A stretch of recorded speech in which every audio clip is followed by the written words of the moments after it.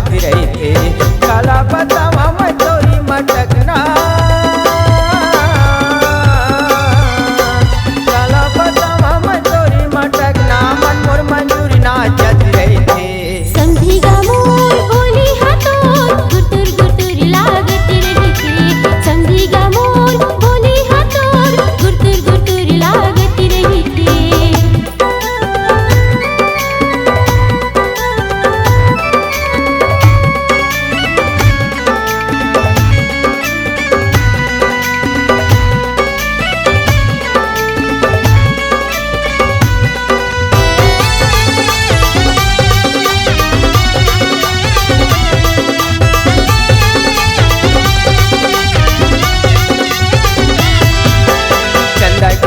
चंदैनी के रेंगना सुन ले वो समझिन पे हमोरे कहना। झुलझुल के रेंगना तू हिला भूले, नजरे नजर मा तोर चेहरा झूले।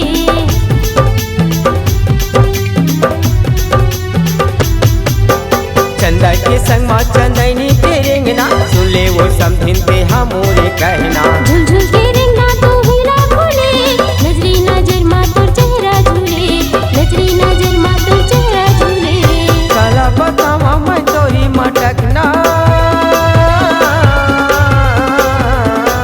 काला बतावा मैं तोरी मटकना, मन मोर मंजूरी नाचत रही थे। समझी गा मोर बोली हाथों गुटुर गुटुर लागत रही थी। समझी गा मोर बोली हाथों गुटुर गुटुर लागत रही थी।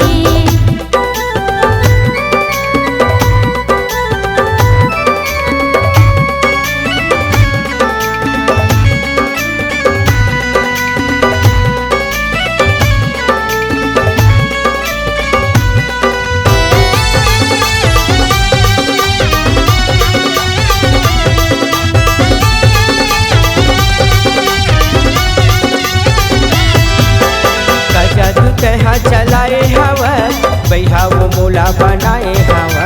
मीठी बोली के बाहर चलाए, नैना मामू गतहा समाए।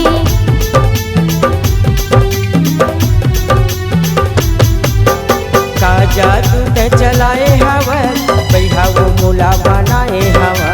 मीठी बोली के बाहर चलाए, नैना मामोर समाए हवस। नैना मामोर समाए हवस। काला बतावा मैं तोरी मटकना,